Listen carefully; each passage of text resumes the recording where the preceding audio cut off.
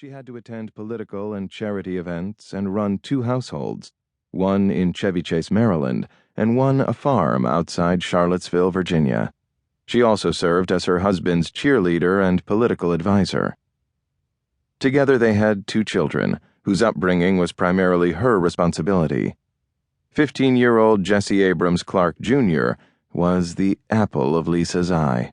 Jesse Jr. was not only handsome and athletic, with a magical smile, but he and she had had a natural rapport from the day he was born. 17-year-old Olivia was more like her father, strong-willed and reserved. She was tall and blonde and had her father's strong jaw and steady blue eyes.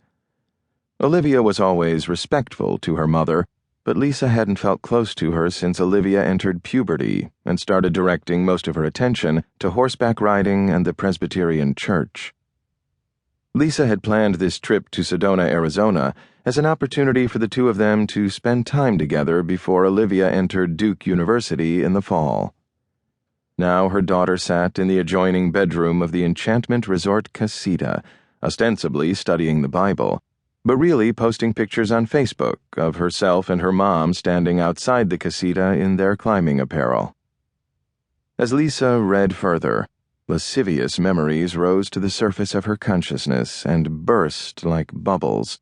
One of them involved a cocaine-fueled night with Henri and an NFL star in Henri's suite at the Watergate Hotel.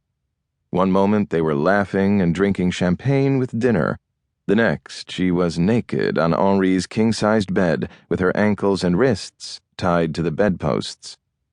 She quickly stopped and put down the book. Almost simultaneously, the chimes rang at the front door of the casita. Craning her long neck toward the iPhone on the counter, Lisa saw that it was 6:13 p.m. One of the maids had probably come to turn down the beds, or maybe Olivia had requested something from room service. She thought about the dinner reservation she had made for 7:30 and what she wanted to wear. In the background, she heard footsteps and muffled voices.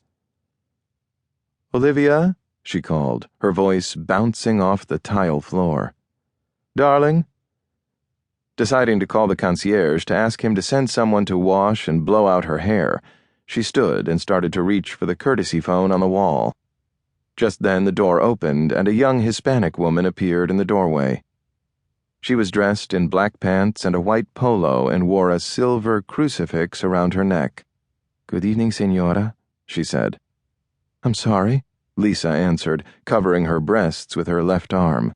"Did my daughter call you?" "No, Señora," the girl responded, moving her right arm in front of her. It held a dark pistol equipped with a silencer. "But if you step out of there and come with me, there won't be a problem." Coldness spread through Lisa's body. She couldn't imagine this was anything more than a routine robbery, or that the girl, who seemed to be no more than 16, was capable of real violence. She turned and started to reach again for the phone. The girl stepped forward quickly, slapped Lisa's hand away, and aimed the pistol at her head. "You make one sound and I'll shoot you." Lisa nodded and swallowed hard. Blood burned her temples and her knees shook. She remembered Olivia in the next room and hoped she'd run or called for help.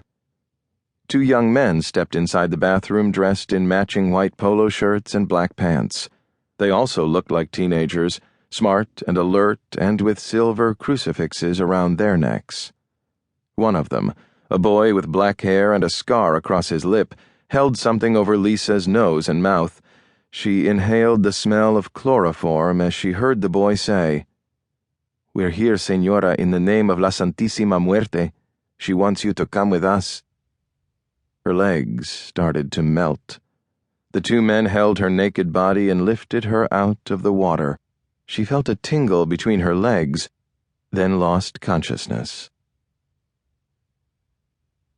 SEAL Team 6, a.k.a. DevGru Chief Warrant Officer Tom Crocker, held on to the overhead bar that stretched between the twin side doors of the Black Hawk as the helicopter banked right over parched terrain in northwest Syria.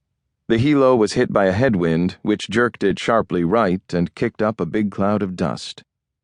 "Hold on," he shouted to his teammates behind him. The darkening